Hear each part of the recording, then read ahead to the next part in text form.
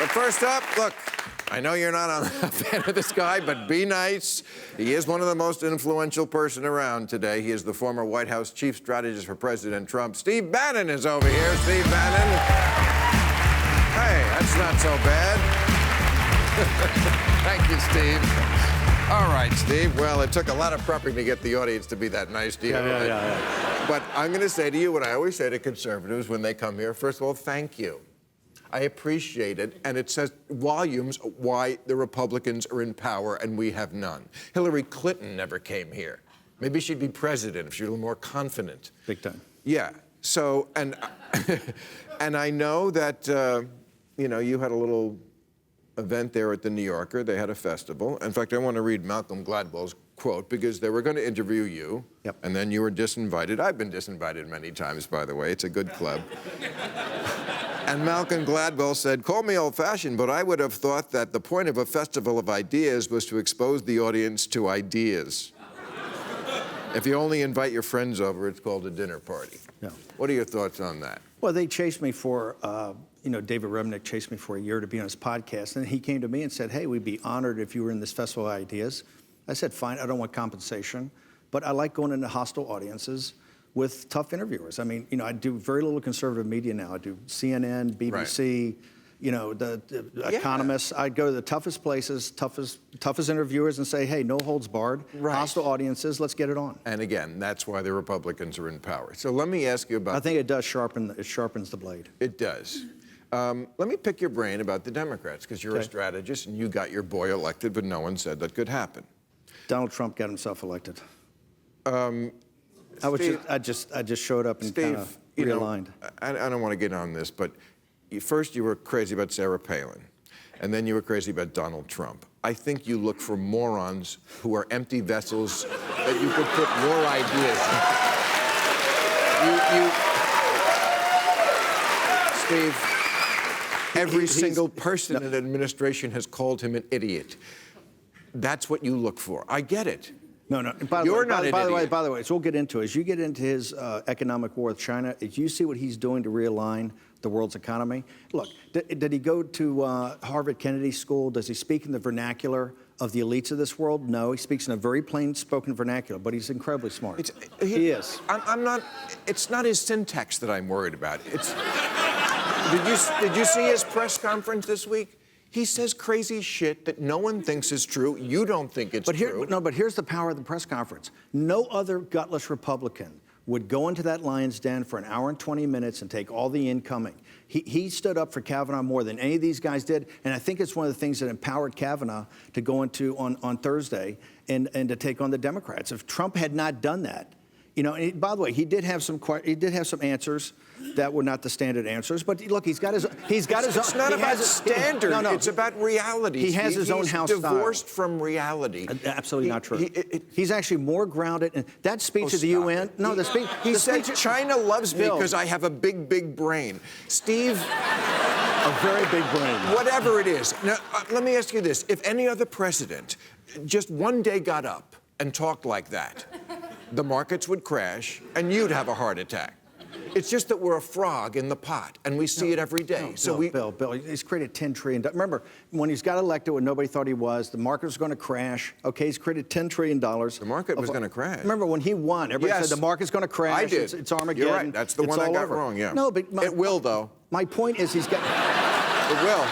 My point is he's got a very fundamental plan of how he's turning around this economy. He's actually, I think you guys missed the point when you separate the signal from the noise. Watch the signal. There's a flashbang grenade every day as far as the noise goes, right? But just watch the signal. He's very consistent. That speech at the UN Well, you know what? The signal that was sent with the tax cut didn't reach your base.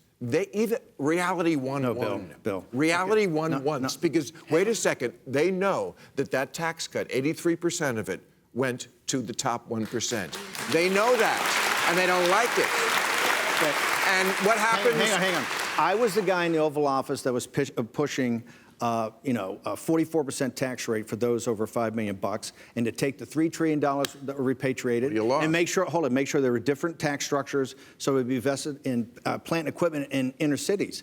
Now, the overall tax plan, I think, works for workers, and here's why. You've got to look at it in context of our economic war with China. You can't separate out the tariffs and what he's doing on the 301s, what he's doing on trying to stop intellectual property theft and appropriation from the taxes. The taxes principally were to make our companies competitive with Germany and China. The personal tax rates, which I didn't totally agree with, right, because there's more of the trickle down, is something that had to be used to get this thing passed. But the central part of it was the corporate tax cuts. But isn't that what a con man does? He said, I'm going to look out for you, the common man, the forgotten American. And then he gets in there and tries to steal their health care to pay for the tax cut for the rich people. How is that being honest to the pledge of doing it for the little guy? Because the central part of this bill was bringing manufacturing jobs back from East Asia. And that's what he's doing. The tax cuts for corporations make them competitive with China and Germany. The tariffs are part of an economic war that China has foisted upon us for the last 25 years. And this is all of whole cloth. And that's why it's working. He's reorienting, Bill, the world supply chain right now with China. I've gone as far as I can to get you on this. Next question. Okay. I want to pick your brain on the Democrats. Okay. Because you, of all people, I want the answer to this. Who scares you? Who do you think could do good? How do you handicap the people? What do you think about Elizabeth Warren? What do you think about Bernie Sanders? What do you think about Kamala Harris? What do you think about Gavin Newsom? What do you... Okay, I know you like them all. Eric Holder. What do you think about all these people? And then I say Michael Avenatti. I saw that tweet he wrote the other day, and I said, he could be the Trump of 2020, the guy who's the outsider who like blows through the regular politician because he looks different and he's got balls. If Bernie Sanders had an ounce of Avenatti's fearlessness, he would have been the Democratic nominee, and we would have had a much tougher time beating. Bernie doesn't have fearlessness? Not like Avenatti. Avenatti, and I've not done any due diligence on this guy. Right. But I'm telling you, he's got a fearlessness. Right. And he's a fighter. He's a fighter. I think he'll go through a lot of this field if he decides to stick with it, like a sift through grass. Now, I don't happen to think a professional politician, because I think we're in a new age. I don't think a professional politician is going to be there at the end of the day. I've always said it's going to be someone like Oprah or an Avenatti or somebody that's more media savvy is going to be there. But I think one thing people think that's good? I think it's just a reality of today. I think you need to know how to handle mass communication. Be a star first. If I can say one thing, I do think this campaign after November 6th, which is really Trump's first reelect, if we lose the House, he's going to get impeached. This is a referendum on him. If we get past that, If we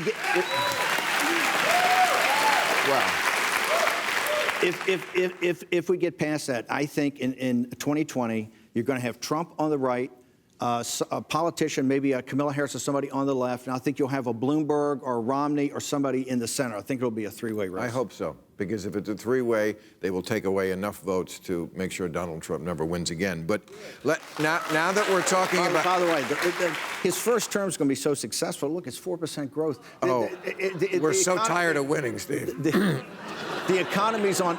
I'll come back here during 2020. We'll talk about it. Okay. But speaking of elections, I would love to know what advice you would give to Donald Trump if he didn't leave even after he lost. Because I saw Hillary Clinton. You're obsessed with this. I am obsessed You're with this. obsessed with it. Why do you think he's not going to leave? Wait a second. Just because I know he's having the time of his life. Because he's an insane narcissist who talks all the time about how we should have a president for life. Let me read what Hillary said, because you're right. People have been saying I'm an alarmist and I'm crazy because I keep saying he's not going to leave even if he loses. Now, crooked Hillary is saying it. She said this. She said, you remember the moment in the third debate when Trump refused to pledge that he would accept the result of the vote. Yeah. That's where it started. Yep. She said, it took my breath away. Even the moderator from Fox News couldn't believe it. I felt the foundations of our democracy tremble. Imagine if Trump does the same thing in 2020.